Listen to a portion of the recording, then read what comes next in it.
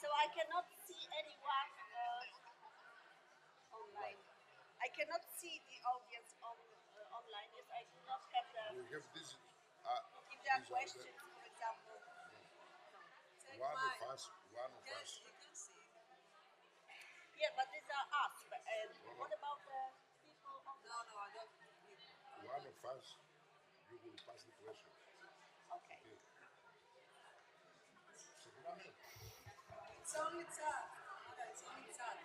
Chat. You won't be able to see them. Okay. Questions from the chat. Δεν τους βλέπουμε. Καθίστε κάτω να ξεκινήσουμε.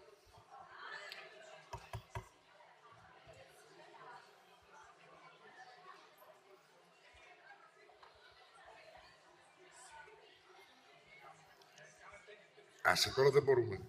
Μετά. Λοιπόν, αγαπητοί συνάδελφοι και φίλοι, όσοι είστε παρόντες στην αίθουσα και όσοι παρακολουθείτε την εκδήλωση live streaming μέσω του καναλιού της Νομικής Σχολής στο YouTube. Σας καλωσορίζω στην εκδήλωση του Εργαστηρίου Ευρωπαϊκών Σπουδών του Τομέα Διεθνών Σπουδών.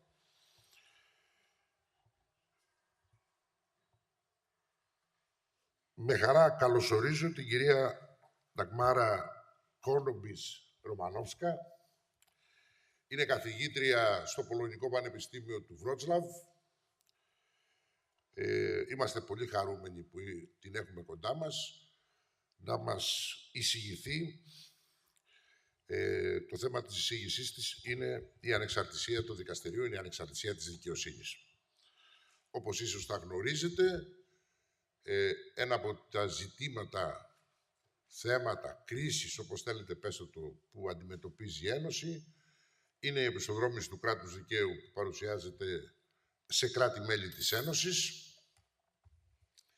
και η οποία κατά κανόνα εκδηλώνεται με πολλαπλούς περιορισμούς στην ανεξαρτησία της δικαιοσύνης και του δικαστικού ελέγχου. Υπ' αυτήν την έννοια, έχει εξαιρετικά ενδιαφέρον να ακούσουμε τις απόψεις μιας Πολωνής συναδέλφου, δηλαδή μιας συναδέλφου που προέρχεται από τη νομική σκέψη μιας χώρας, η οποία βιώνει καταστάσεις οπισθοδρόμησης και περιορισμού της ανεξαρτησίας της δικαιοσύνης και να συζητήσουμε σχετικά. Κλείνοντας αυτό το σύντομο χαιρετισμό, ήδη έχουμε καθυστερήσει, θέλω να ευχαριστήσω την επίκουρη καθηγήτρια, κυρία Τζόρτζη, που επιμελήθηκε την εκδήλωση, από την πρόσκληση μέχρι την φιλοξενία κτλ. Και να της δώσω το λόγο για να μας παρουσιάσει την ομιλήτριά μας.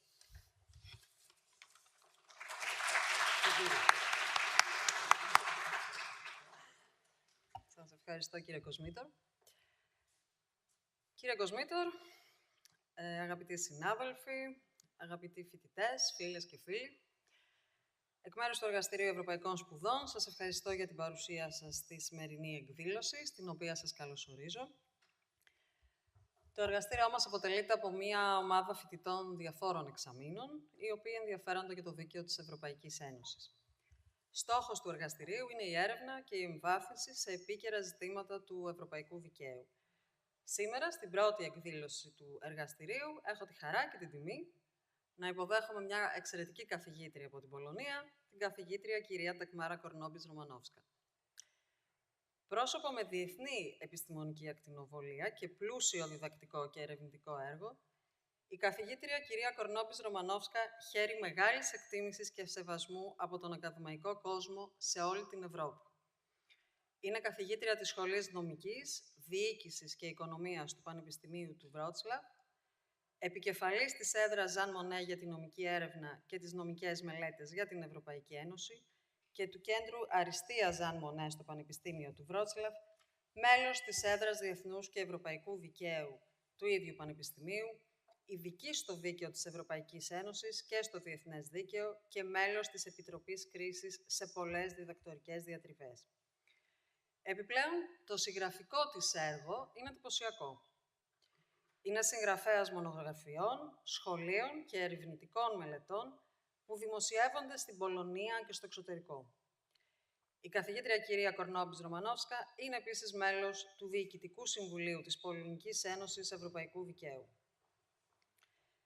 Το αντικείμενο της διάλεξής της είναι η ανεξαρτησία των δικαστηρίων και η δημοκρατία στην Ευρωπαϊκή Ένωση, ένα ζήτημα ιδιαίτερα επίκαιρο και ενδιαφέρον, που έχει ασφαλώς πολύ μεγάλη σημασία για όλους μας.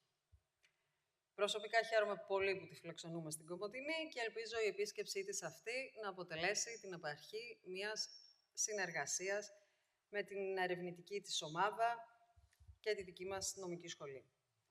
Κλείνοντας, ευχαριστώ την καθηγήτρια κυρία Κορνόμπης-Ρωμανόφσκα, η οποία αποδέχτηκε την πρόσκληση και μας τιμά με τη συμβολή της στην εκδήλωση αυτή του Εργαστηρίου Ευρωπαϊκών Σπουδών και ευχαριστώ και τους φοιτητές που εργάστηκαν για τη διοργάνωσή του. Με τις σκέψεις αυτές, δίνω το λόγο στην προσκεκλημένη μας. You have the floor.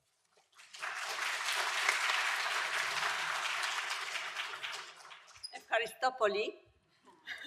But I will continue in English. I didn't understand the whole introduction, but I agree with it. I confirm, because we cooperate with Professor Virginia Zorzi for a long time as the members of International Federation for European Union Law. So it's a big honor and a pleasure for me to be here today at the university and to have this chance to have the lecture, a little bit like a conference for the students and for the audience, for the listeners online. So this is a great opportunity for me, great chance to be here and to deepen the cooperation that we have between our associations, Greek and Polish, for European Union law. And also there is another link, which is Jean Monnet Chair and Center. Here on the university, you have also this program, which is excellent solution, excellent opportunity for not only students, but also for researchers to do their work on the field of European Union law. And I also took this opportunity in the form of the chair, and after a few years, also in the form of the Center of the Excellence. So I'm very glad, I'm very happy, and it is a big pleasure and honor for me to be here today and to have this meeting in person. So thank you very much for being here and for this readiness to listen about the complicated situation in the Union concerning this time independence of courts and the link with the independence of courts and the democracy, together with the problem of the so-called accountability and the problem of creating the standards for democracy. Of course, for me, it's a big challenge to speak about democracy in Greece, especially when the cases that I'm going to show for the violation of the standards come from Poland. But as I already mentioned, we are here to face the problems, to face the situation, and to try to find the solution, try to find the way out of this situation, which is concerning every and each of us, not only lawyers, not only professionals, but each and every citizen in Europe. So this is what my lecture is about. If I may introduce the topic formally, it is independence of the courts and democracy in European Union, standards and accountability. So, I would like to start from the more general perspective, which is international law. European Union, it is international organization, it is an actor on international scene. So when we look to international law, we can find a provision mentioning so-called civilized nations. There is something like this in international law, and here in the statute of the International Court of Justice, we have the grounds for the ruling of these courts. And in amongst of the treaties, in amongst of customary law, there are also general principles recognized by so-called civilized nations. So, first of all, this is the moment that we may ask ourselves the question, is it politically correct to talk about civilized nations? And if they are civilized, so what does it mean, the state that is not civilized? Is it, first of all, appropriate? Is it even legal on the ground of the UN Charter to speak about these two categories of states?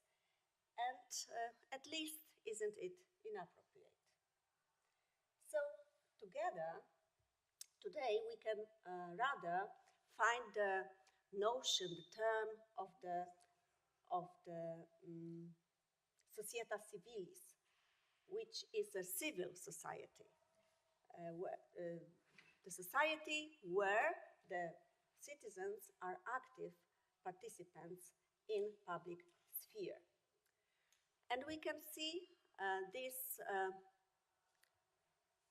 link that if there is less of dependence, less of subordination of individuals to public institutions, then we have more autonomy of individuals and the state can be called more civil. The society, therefore, is more civilized if the citizens are more involved in public life. So here we have the simple conclusion that the less democracy, the society is farther from being civil. Of course, democracy as such is as very old value, is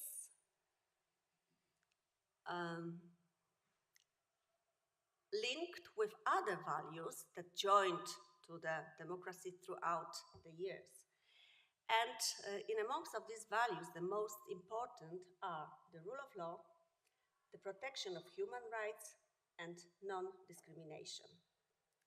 So the violation of every of these values always costs damage to the democracy.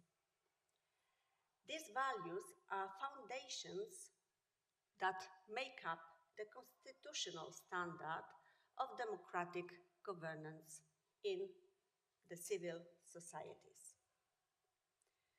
When we take a look, we turn now all that consideration to the Union, we may find these values and these aspects in the treaty establishing European Union, namely Article 2 of the Treaty on European Union. You have here on the screen the content of this article, and from this is the legal ground to draw the conclusion that these values are the conditions, necessary conditions for democratic governance in the Union. So in the Union, we have to remember we have 27 member states. So if we are talking about the standards, we have to consider the standard in each and every member state. Then we have the summary of it, within the Union. So the situation is up to the 27 actors to create, to strengthen, to build the democratic standards within the Union. So, to start, we have to understand that, of course, there are mechanisms for controlling the public authority and democratic accountability. But the key issue from the very beginning is the division of power. In every country, in every state, on every level, there is a division, this triple division for legislative, executive, and judicial power. So, without that, we cannot go any further. This is the foundation that we have first to get granted.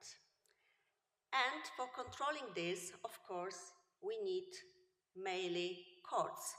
It's controlled within the judicial proceedings.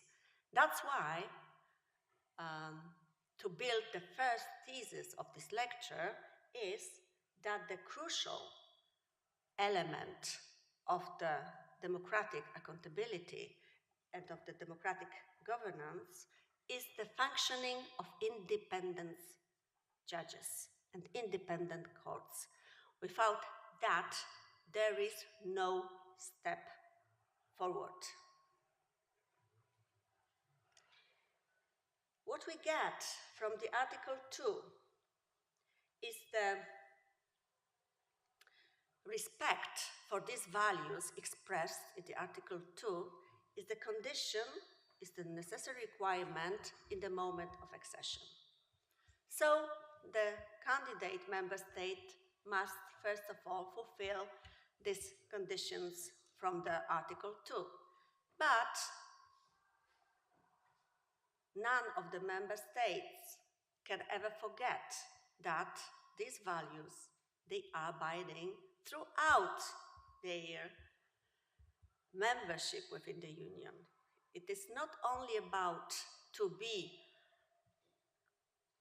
democratic in the moment of the accession and then to do whatever the government, the governing parties, they want.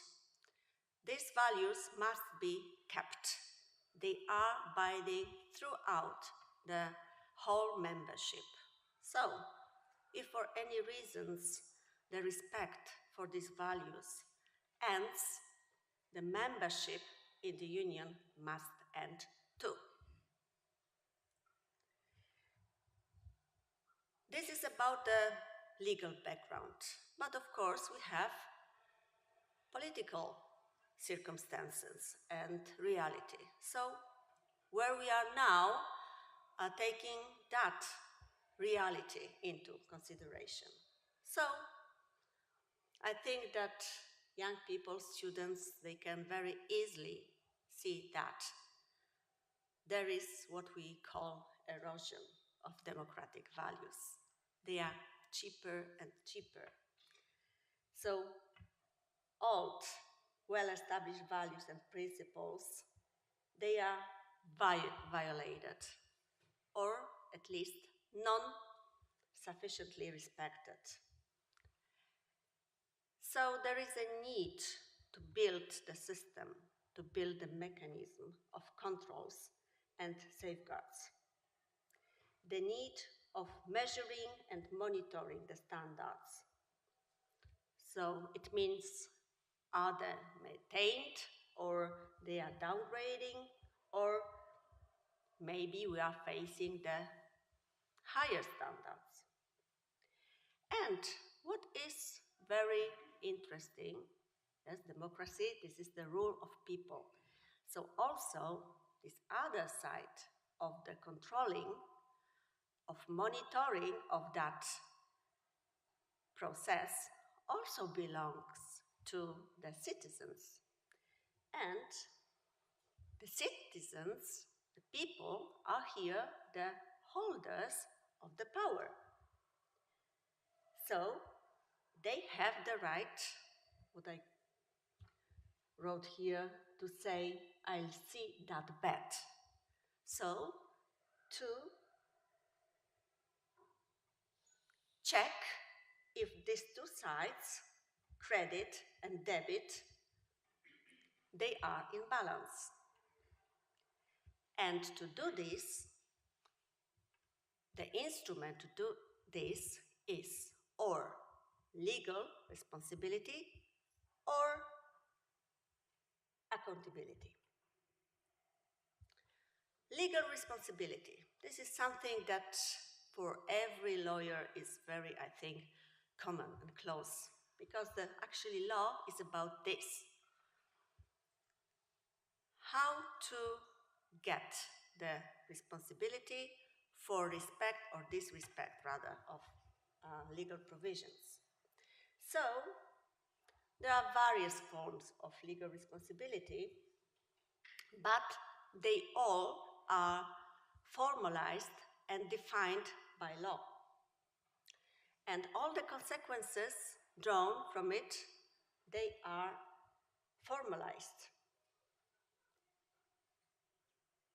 On different levels, the highest level for this responsibility is, of course, constitutional responsibility, closely related to the principles governing the political system. And here again, I turn your kind attention to the principles like division of power or the rule of law. So these are the bases for the democratic states, and it indicates the rules and the limits of the power for each action and omission in the terms of the legality and purpose of the action. So, when we consider the legal responsibility, it's about the confidence that the society gives to the individual, because the society decides in a democratic procedure who is going to perform the function in the name of society. So we can say that this is the trust, the confidence given by the group, by the state, by the society, to the individual, to the person who is going to hold the position, who is going to be the functioner. But we have also another side of the same coin, which is the situation when the individual, when the private person, when the citizen can express his, her trust or the lack of trust to the institution. And this other side of this coin, from one side we have this legal responsibility, and from the other we have accountability. Accountability, which is also one of the ways of controlling by citizens, but not in the formal way. It is similar to accounting settlements. That's why this name sounds like this. In principle, it is not directly connected with legal consequences, but it aims to evaluate the activities of the government directly in their relations to democratic standards. So, the general conditions and the general framework for accountability is that the public authorities, they take responsibilities for all the actions and decisions. These decisions are reported and explained and examined, and they may be also questioned and sanctioned. There are effective and proportionate remedies for decisions and omissions that are not consistent with the democracy. So, accountability can be exercised by public. This is the special role for medias, for non-governmental organizations. There is a special role for experts, including academics, researchers, and the particular importance is taken by the judicial authorities within judiciary systems. But the most important factor of this kind of the way of the building the standard is the direct involvement of citizens. So it is possible even for a single person to participate in accountability of the public authorities.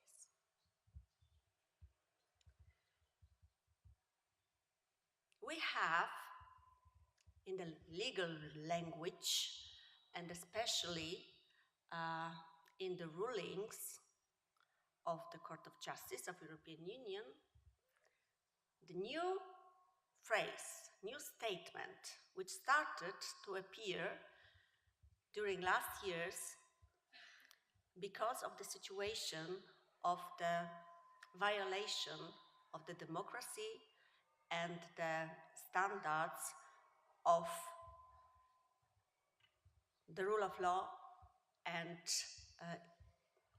of the independence of the court. And it goes like this. It is the degree of the trust that authorities in democratic society governed by the rule of law must inspire in the subject of law. So here we have the confidence as an important factor in decision-making and the risk assessment. The governing bodies, they cannot be unpredictable. Therefore, if the trust decreases, it is the evidence of the loss of the democratic accountability and the violation of the democratic standards. However, the stronger the confidence is, the democratic standards in the society are higher. So maybe each of us, now we can ask ourselves this question. Do I trust in public authorities? Do I have this confidence? And it is a first sign of the democratic standard granted to the citizens in the given society. This problem in the Union for decades appeared as the deficit of the democracy within the Union. So the whole attention was turned to the institutions and the bodies of the Union. And it was connected to the principle of conferral, to the competences conferred on the Union by the states, and questioning the legislative power of the Union. So that was, from the part of the member states, the request for more control, saying that they have more control than the Union, who is to adopt, to give the law directly applicable to their citizens. So these objections were based on national standards relating to the constitutions of the member states. But there was, of course, the asymmetry, the different standards in the different member states. And in the result, the very general purpose of the Union to establish the community based on law was put in question. Briefly speaking, that was the problem with the democracy in the Union during the past years. But today, we have another problem.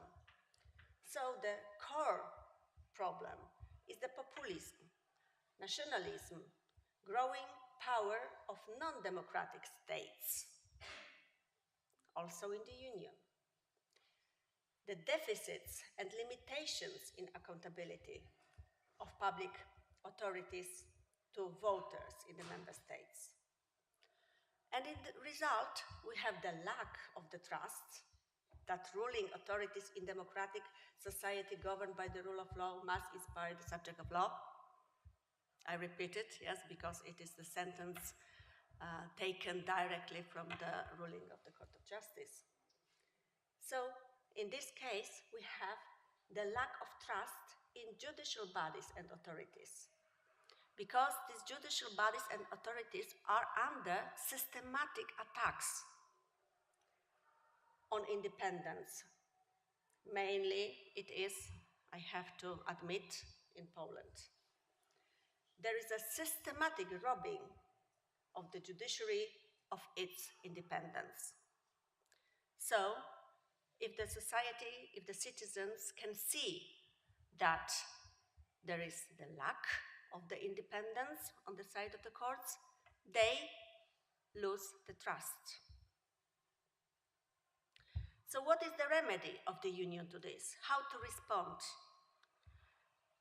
First of all, there is a mechanism coming from Article 7 of the Treaty on European Union. It is to ensure that all EU countries respect the common values mentioned in Article 2. And in the moment of the serious risk of the violation,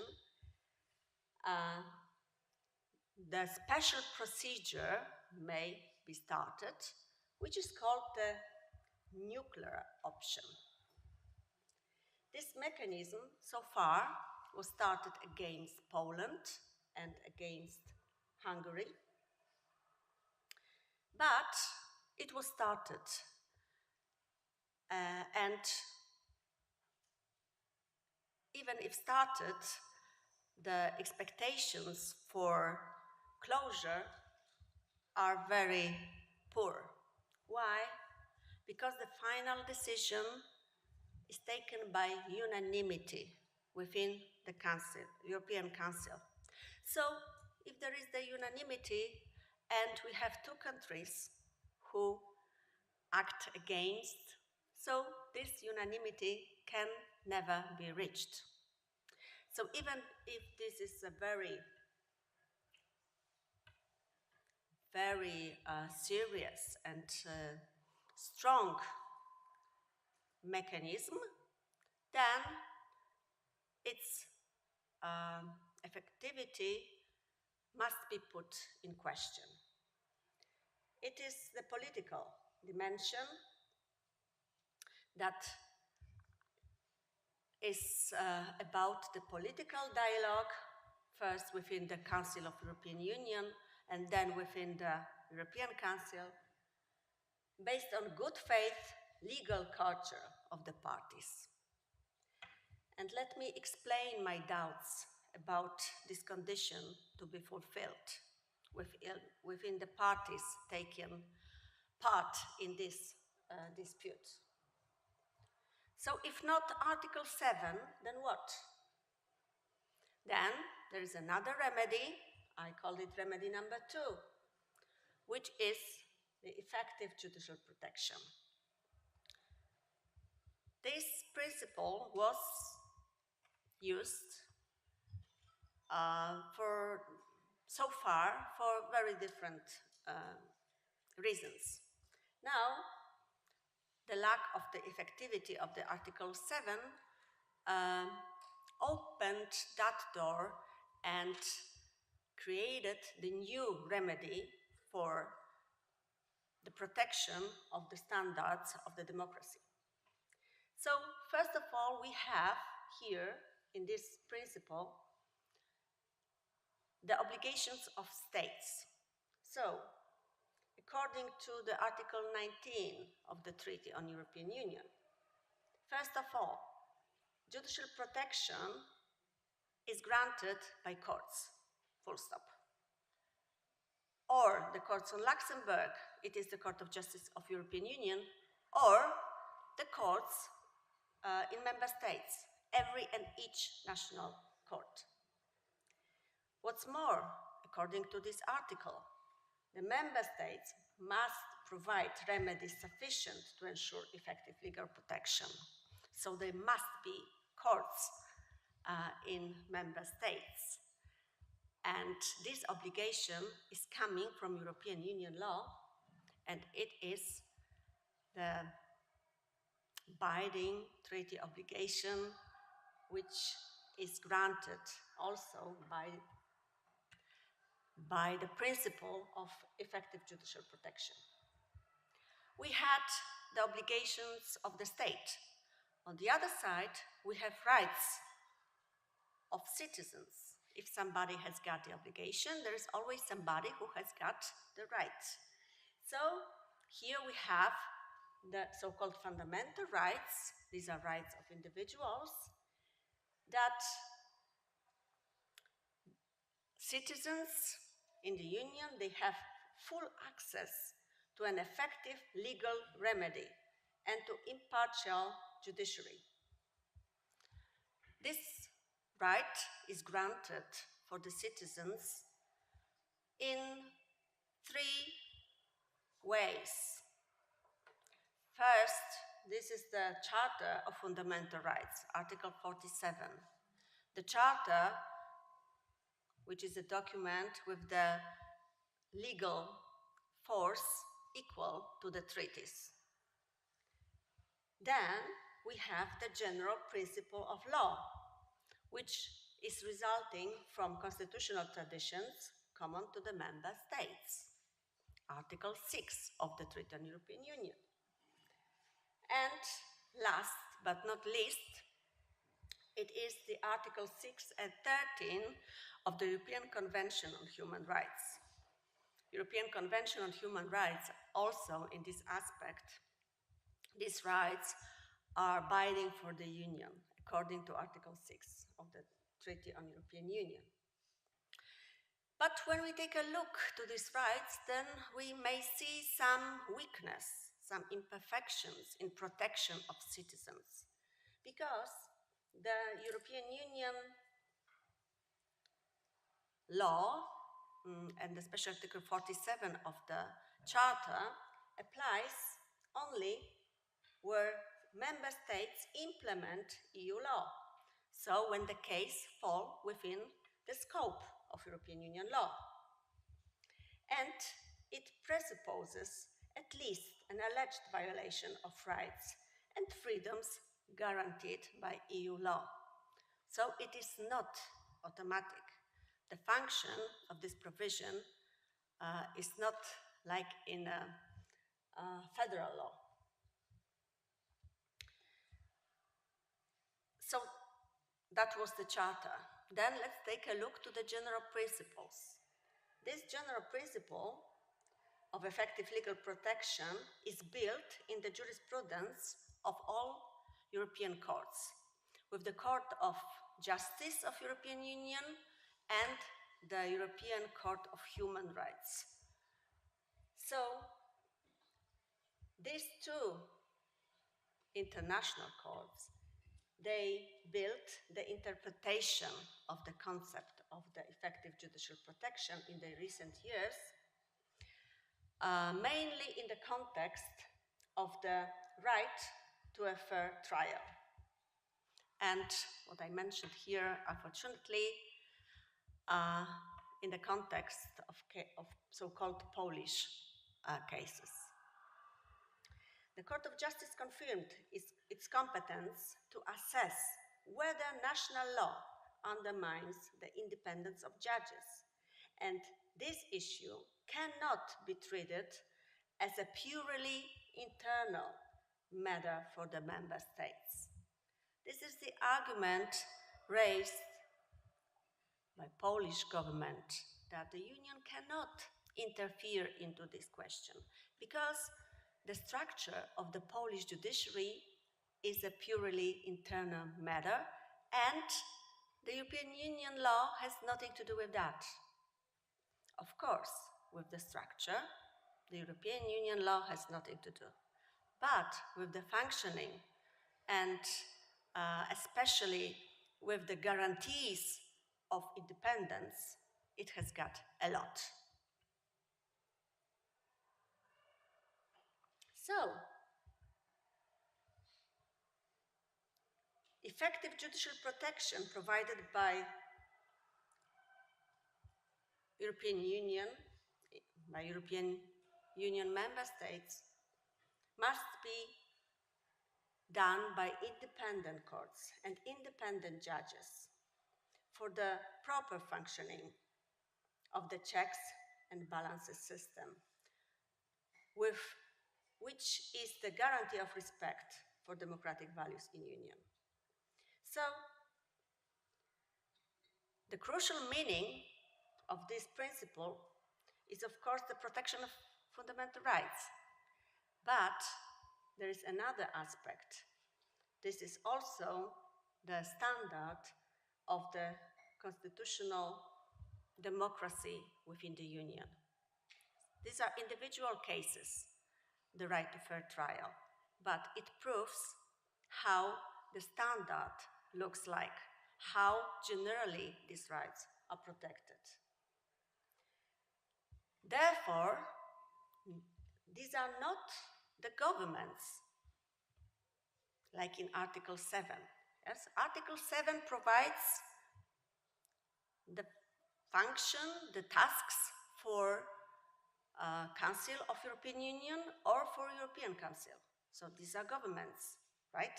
In European Council, we have the heads of states and the governments, and within the Council of European Union, we have the ministers, the members of the government. So Article 7 is about the involvement of the governments, right? And here, within the principle of effective legal protection, we do not have politicians.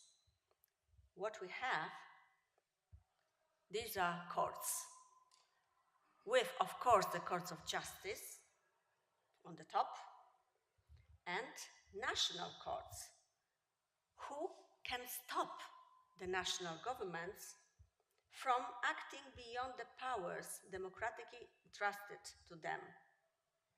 And here I turn your attention to the very special procedure, which is called preliminary ruling procedure, under the Article 267 of the Treaty on the Functioning of the European Union, when every and each national court, in the situation of any doubt concerning any European Union law provision, it may send the question to the Court of Justice and get the response and to get this doubt clarified. So, here in this procedure, through the preliminary ruling procedure, every national court may directly and actively control and act in the moment when, in a given procedure, these democratic standards are violated. So, independence of courts, yes, it's easy to say, but what it is about? There are so many aspects when this independence can be broken. So, I gave here just very basic information about what can be done. Yeah, so first of all, there can be external pressure, intervention to the rulings. There can be the intervention in the performance of the duties. It can be direct influence or indirect in the form of instructions, all kind of influence. that can have the effect on the decisions of the judge concerned.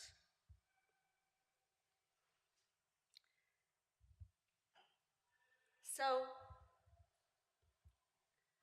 during these cases, in the proceeding in front of the National Court, this democratic accountability starts when the citizen is expressing its confidence or the lack of it, and when he or she exercises a right derived from the EU law and the right to have the fair trial. And there is this principle of the access, this right of the access to the independent courts and independent judges provided. To conclude, the most effective tool to reverse the destruction of the democracy in the Union is to protect the independence of the judiciary at national level. Judicial independence is therefore the key element of democratic accountability and the key element of the standards of democratic governance. Without independent courts, without independent judges, we cannot reach the, I don't even say the high standard, we cannot reach the democracy as such at all. And what we have to keep in mind in the Union is that being a member of the European community based on law, the democratic accountability cannot be avoided because the standards of democratic governance in EU cannot remain exclusively national. This is our common aim, common purpose, common, I may even say dream, yes, to involve citizens, to involve especially young generation in action, in democratic accountability, to give the democratic standards for the whole Union as the community based on law. Thank you very much.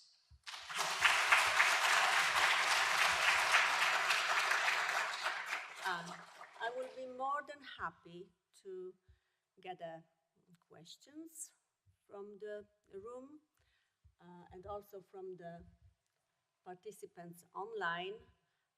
If there is a discussion, if there are commentaries or some different opinions, I also open and ready to answer and to listen. So thank you very much for the moment.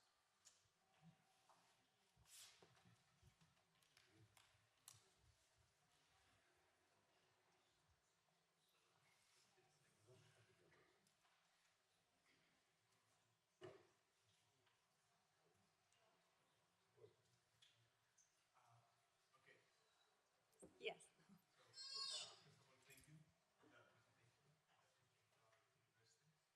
So I'd like to ask if the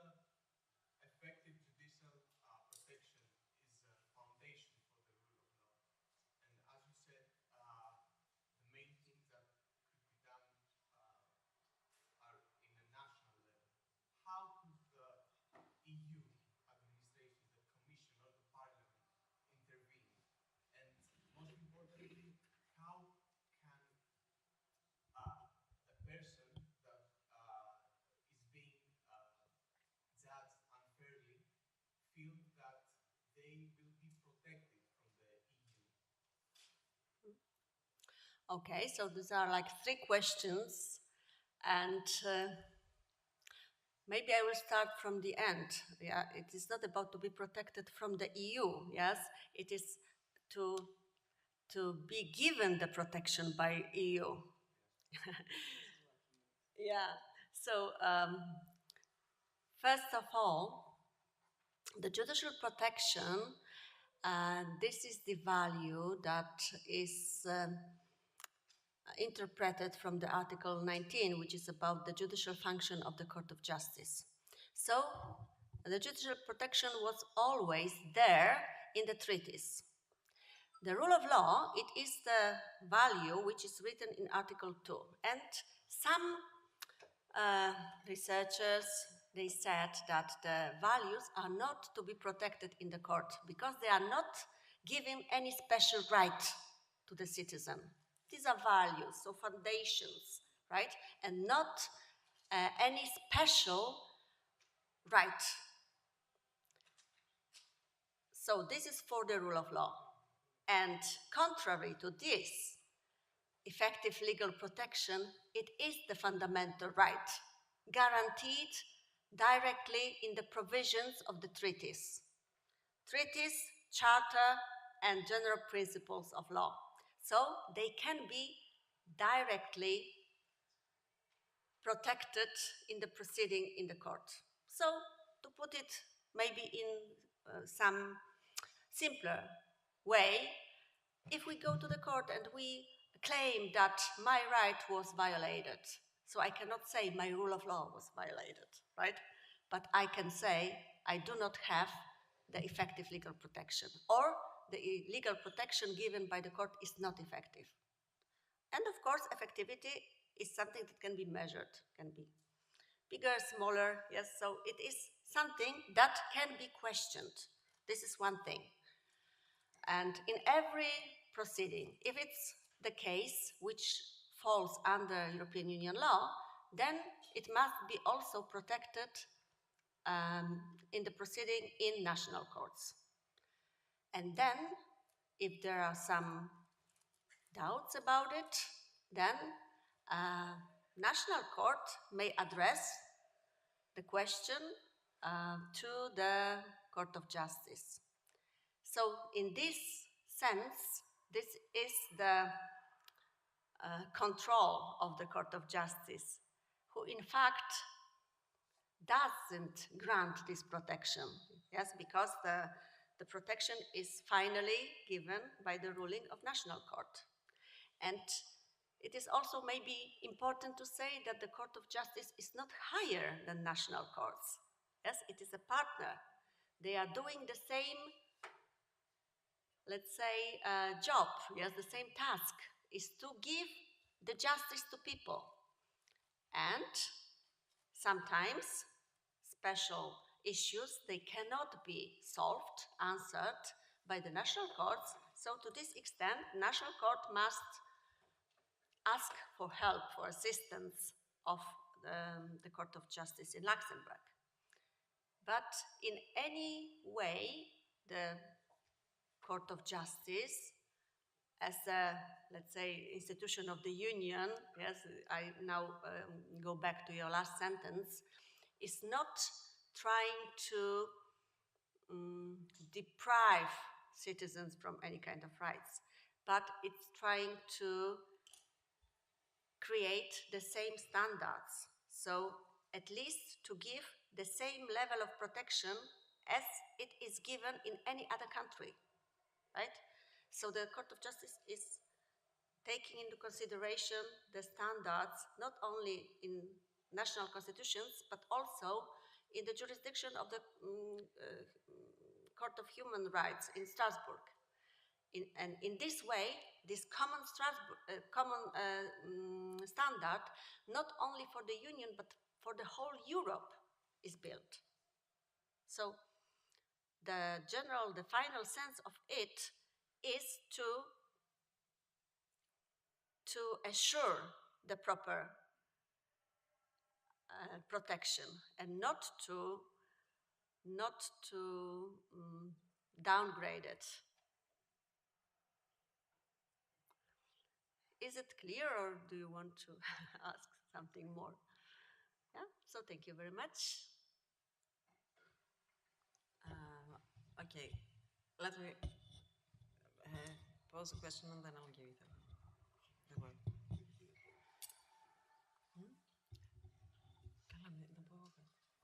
First of all, I would like to thank you so much for this very interesting and comprehensive contribution of yours. I would like to focus on something a little bit different. I would like you to share your thoughts with us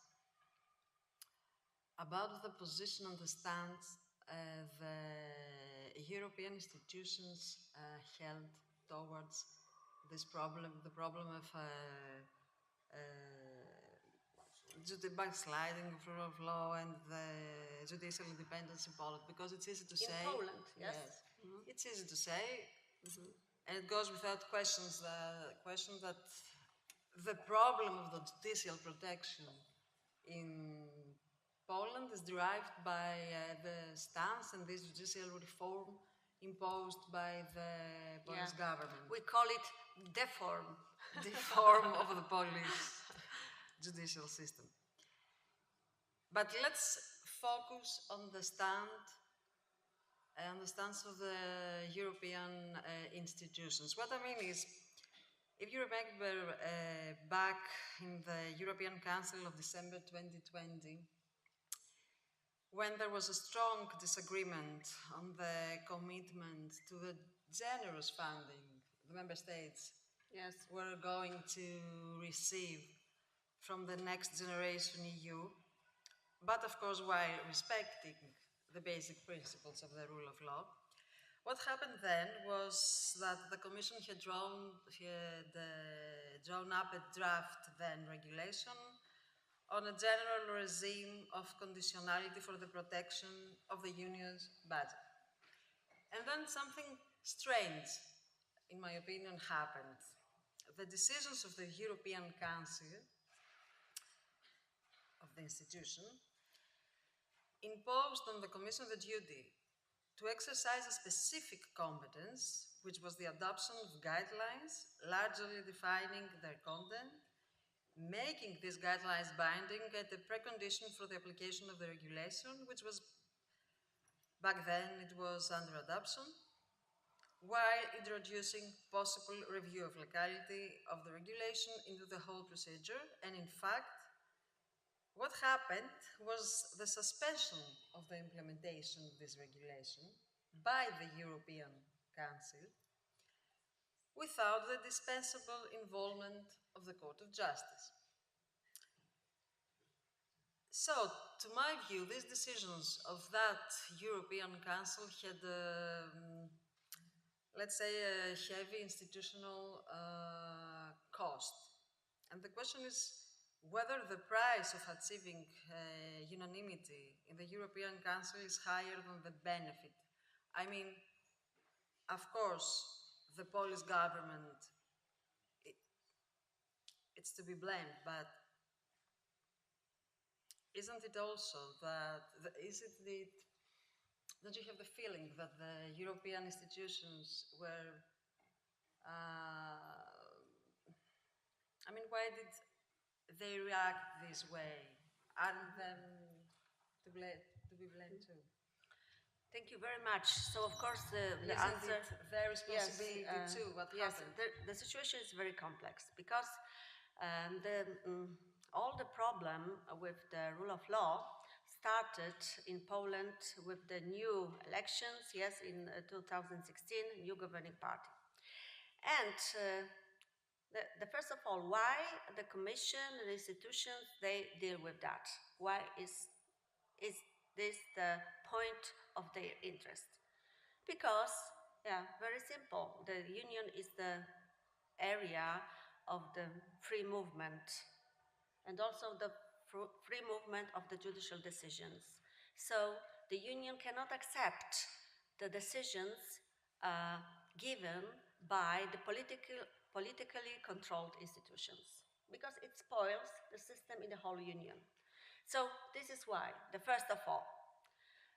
So the reasons are very serious, yes, and this is nothing to be negotiated in this. Courts must be independent. The decisions given by Polish courts must have the meaning of the ruling and not of the political decision. So the Union was trying to convince Poland to go back from this road, yes, taken by this called reform, that we call deformation. And you can not even imagine what was the content of this law. Yes, like even the prohibition under the sanctions for the national judge when he or she sends the preliminary ruling to the Court of Justice. Yeah, so that we call it the mask, yes, like for the dogs, the mask legislation, that the judges were legally, yeah, so it means by the law adopted by the Polish parliament, absolutely subordinated. So it was so important, so serious, that the institutions couldn't just skip it or just negotiate, yes. Even if, especially when there is no one to negotiate with. So this mechanism, conditional mechanism, was to force our government by taking away the money. Yeah, simple. Yes. If the effective legal protection, if the values, they do not work, so it is about the money. Let's let Poland pay for this. And if so, sooner or later, these financial arguments are going to convince the government. But it seems like it is a little bit progress, even in the sense that this legislation was annullated. Yes, so this thing disappeared, but there are many others. So European Council, this is the first place, the first institution to discuss it. But unanimity, right? And Poland is supported by Hungary, and Hungary is supported by Poland. So it's never the situation when Poland is one against all others, except of one that I know, that the president of the council was elected, Donald Tusk. Then, with the at that time Great Britain, there was 27 in favor for Tusk, except of Poland, which was against. So it was 27 to 1. So it shows what is the attitude, what is the approach.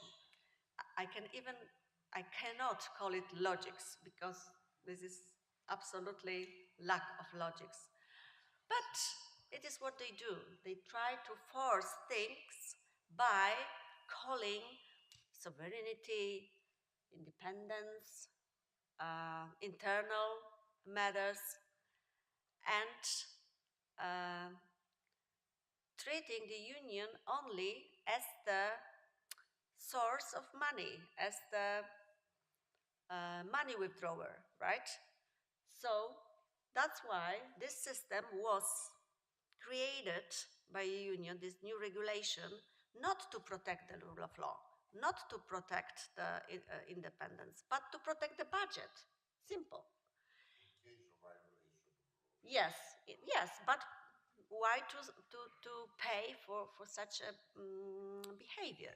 So Poland and Hungary, they questioned this regulation to the Court of Justice, right?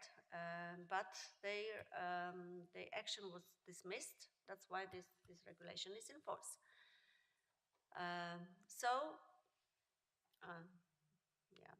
There are 5. But the block is broken. Yeah. The Commission start procedure against Hungary. Yes. And not against Poland. Yes, there are. What happened in this block?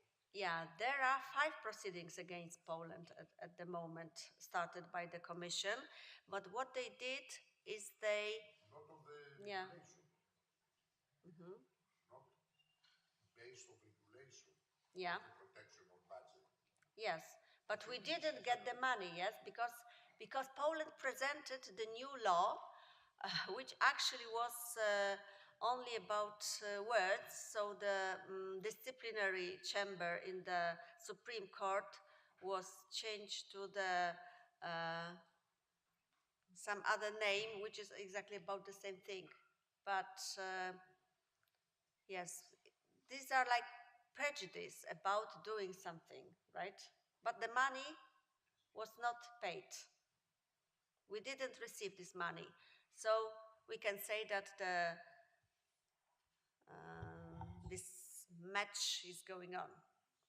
Yes, and there are, of course, many different problems, and we are waiting for the rulings against Poland, yes, because not all of them were already decided. Yes?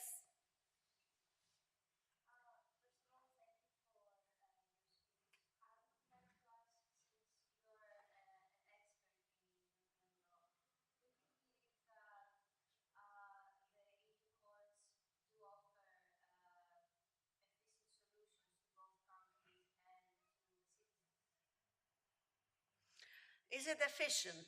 Yes. Is it solution and is it efficient? I think that especially the courts. So it is general court, yes, and the Court of Justice. I think that they are doing their best. They have the provisions, they have the treaties, regulation, and their power is to apply and to interpret it. So on the ground of these new cases, we have the new interpretation. So in this sense, the European Union law has developed. And in this sense, the protection is stronger. Yes, this sentence about the trust that the citizen must give to the authorities, this is something new, created, yes, to, for example, let in the national proceeding for the party to question the members of the court, to say, I have objection against Mr. Kowalski, who was elected not in a legal way, yes, who was just invited by the government to take a place in the court, but in fact, he's sitting in the room, but he's not the judge. So this is the moment when every single person, every single citizen may question it and may say, I'm checking. Yes, who is giving the ruling in my case? So this is a big problem in Poland. And what the courts are trying to do, especially presidents of the courts, they compose the chambers of the so-called judges nominated by the old body, special body, or by the new, so we call them neo-judges and old judges, in order, if there is a need to question the decision, to somehow to save some of them, yes, to have no doubts towards some of them. But it's really a big mess. But in this sense, I have to admit, I have to tell that it was great job. Without that, I cannot imagine Poland now. Yes, that used to be democratic country. We used to be proud of our society, of our government, of our president. Yes, Walesa. Yes, there was a time that democracy in Poland was growing. Yes, and out of sudden, it is destroyed. It's being destroyed on our eyes, like brick by brick. And what we can do, the worst situation is that the lawyers, the experts are trying to find some procedures, some ways, some remedies, some measures. And the governing party is not taking care about any kind of legal measures. They are doing whatever they want and with any kind of measures. Yes, so one of the parties is trying to let's say, be fair, when the other one is playing the game with its own rules. And without the union, without the court of justice, I cannot imagine Poland today. What would happen? And as I said, union is a common space, the area of the freedom, security, and justice. So when the Poland as one element is there in this area, so it infects the whole space. So in this sense, the courts in Luxembourg, they protect not only Polish citizens, but the whole union.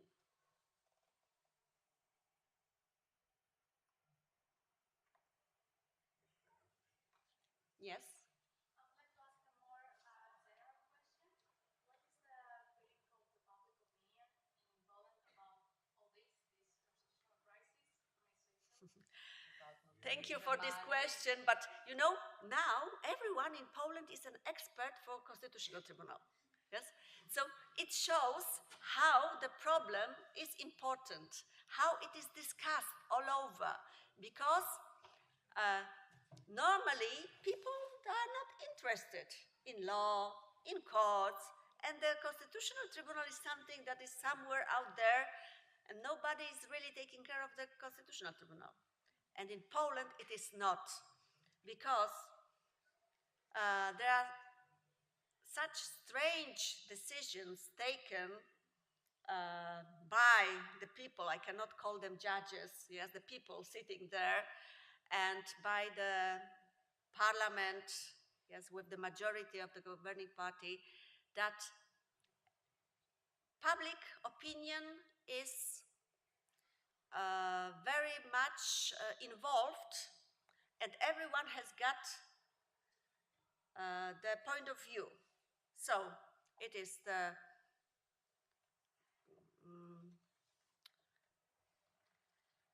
immediately, instantly,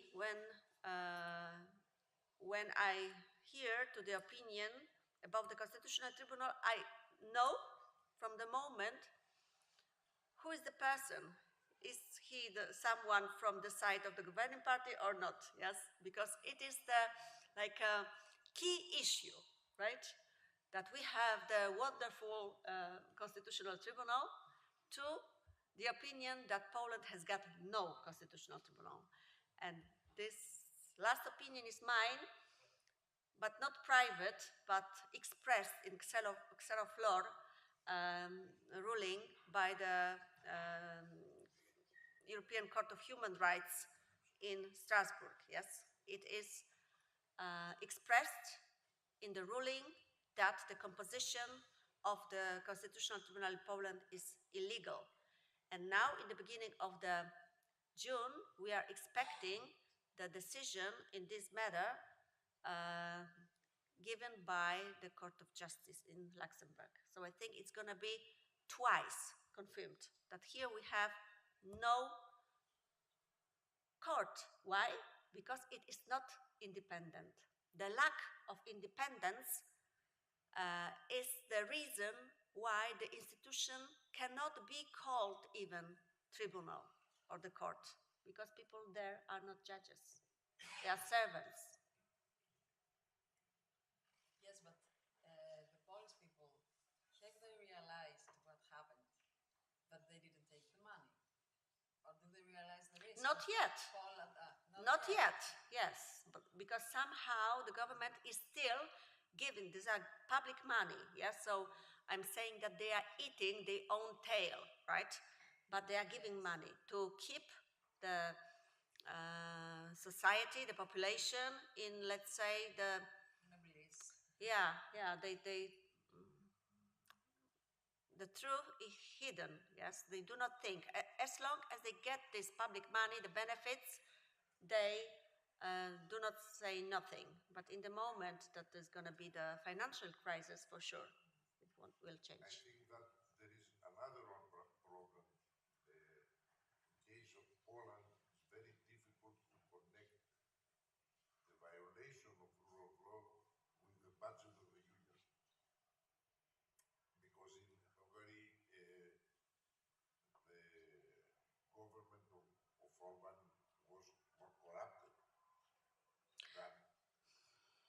What, yeah, more corrupted.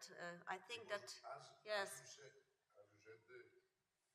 needs a connection between the violation of rule of law and the budget in the new regulation. Yeah. I think that there is a different situation. Yeah, in Hungary it's more clear, right? Maybe like this. Yeah, we have this problem in Poland too, for sure. Yes, the reasons for the decisions taken by the Polish government are not clear, even if it's not like money for something, but some other benefits, right? The position, posts, all other things. All that is corruption too. Yes. It's a pity that I have to say that, but I always repeat that the government is not the country.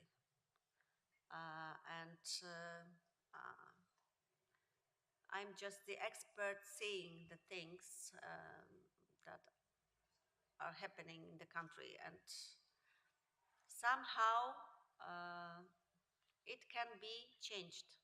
For sure, the only option is new election. Yes, we have the elections in October, so this is a chance. But I don't know, how do you feel as a young generation? Are you so much interested in politics? Are you so much ready to go for voting? Yes, this is the moment that every and each of us must ask this question to himself, herself. Yes, because this is the problem in Poland, that young people, they are not interested. They do not care so much. They think that it is something that somehow gonna be good. Yes, that the rule of law and the democracy, these are big words, and the values given for granted. Yes, they existed in ancient times, so why now they can disappear? Yes, they are granted. The young people, they do not know any other situation to be deprived of these very basic rights. And the only solution is to go for voting, to be active, to take this decision. Each and every person. And then there is a force to change it. Without this, nothing can be done. And this is my biggest worry today. Because even if it's like this, I'm not sure if there is a chance that this party is gonna lose. Why? Because it is supported by older generation. And older generation is always ready, yes, to support, to go. And the younger generation is thinking that there are other options. There is no other option. Yes? Yes, thank you for your presentation. What are your thoughts about digital governance and citizen participation? Do you think that digital governance may cause damage to the democratic states of EU in the future? I don't think so. I'm not afraid of the digitalization. Yes, this is the direction that we all go. Yes, we do not have any other way. So there are risks, of course, but there are also chances. Even with the participation, right? To have the easier access to all the activities. So I'm not afraid. I think that there is this direction that we have to go. No other option. This is the progress. Thank you. One last thing. Are you afraid of an exit of Poland, of the European Union? Do you think for me, it there's a possibility of is this? the disaster. Yes? Yes. To say I'm afraid is not enough. This is a disaster. Because the Union, it is the civilization. There was a time we called it Western civilization, yes? The Union, the Poland, there was a time that Poland was on this eastern side of the wall. So we know how it was. And without the Union, if I imagine myself, Poland today, without the European Union and without the NATO, after the aggression of Russia on Ukraine, without that, without Union, Poland, for sure, is the next. So, am I afraid? This is the biggest fear of mine, yes? And yeah, for the country, for young people, for chances, for options, but also for the peace and security in global scale. So this is absolutely disaster, and I hope that it won't happen. I hope so too. And Professor Adornopoulos wanted to Yes. say something. Thank you very much for your presentation. I'd like to ask whether the present situation in Hungary and Poland is a good opportunity to think very seriously about further integration of the European Union. Thank you very much. Yes. Several state practices, especially with regard to the Court of Justice of the European Union, because I understand that if the Court of Justice had the powers of the Federal Supreme Court or something analogous, things would have been or would be much different. Yeah. So first of all, I think that it was Jean Monnet who said that the crisis, in fact, any kind of crisis, is in fact a chance to develop the new levels of the integration. Yes, if and everything is fine and the societies and the states are glad of what they want, they are not looking for new solutions. In the moment that there is a need, there is a crisis, there is a problem, yes, so the states or the great leaders, they are looking for new solutions. But of course, there are solutions that are good for the moment and solutions that are not, that the time must come, right? So for the federalism, I think in the Union, there is no time. I cannot find even one state that would be interested in reaching this point. And for the Court of Justice itself to give it such a power, I wonder what it would change. For example, today, the Court of Justice gives the ruling against Poland with the penalty of 1 million, now it's reduced to €500,000 per day, and Polish government is saying, so what? Who are you to tell me? We are not afraid, we do not take care about the decisions. The same thing with the tribunal in Strasbourg. When it was the ruling about the illegality of the Constitutional Tribunal in Poland, immediately this pseudo-constitutional tribunal ruled that the Article 1, Article 4, Article 19, mentioned here with the effective legal protection, are inconsistent with Polish constitution. Bravo! Right? So they are not afraid, they do not recognize the government. I'm only talking about the Polish government who is steering the Constitutional Tribunal, and the Constitutional Tribunal is just repeating the words given by somebody else. But in fact, the Polish Constitutional Tribunal ruled that in Poland we do not protect human rights, values, nor there is effective legal protection. And in my opinion, because the Constitution, of course, protects these values, So the Constitutional Tribunal ruled that it disagrees with Polish Constitution, that it doesn't recognize the Polish Constitution. So this is something that probably is a wishful thinking for trying to find a solution to give the power to somebody who can decide, yes? And of course, naturally, these are courts, because the courts are the mouth of the law, right?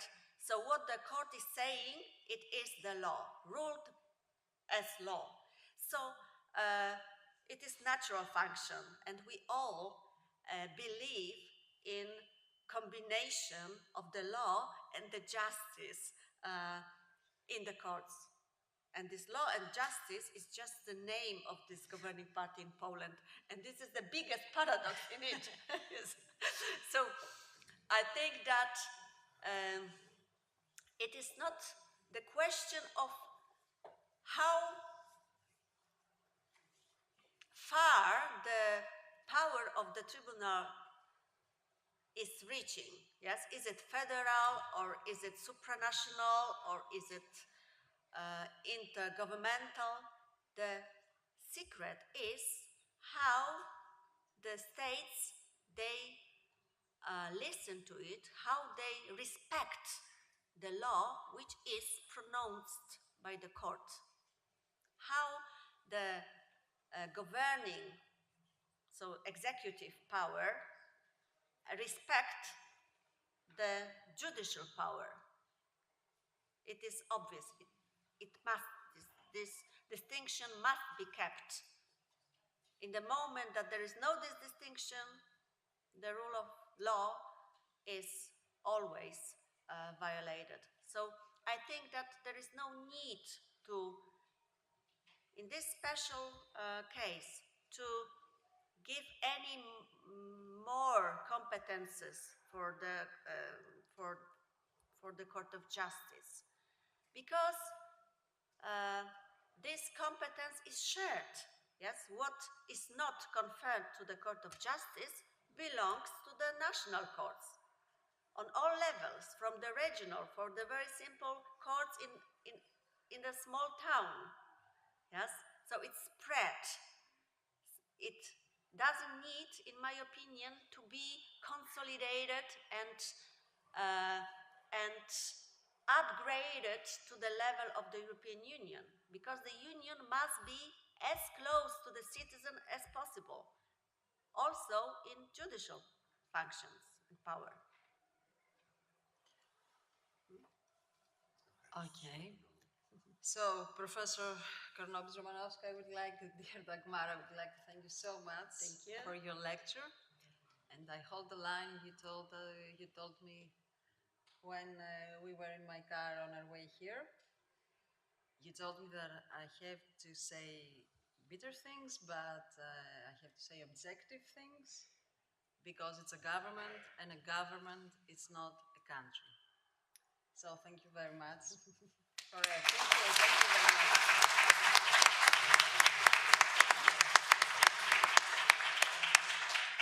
And thank you, Lab, EU Law Lab. And tomorrow at 12:30, we'll meet upstairs, okay?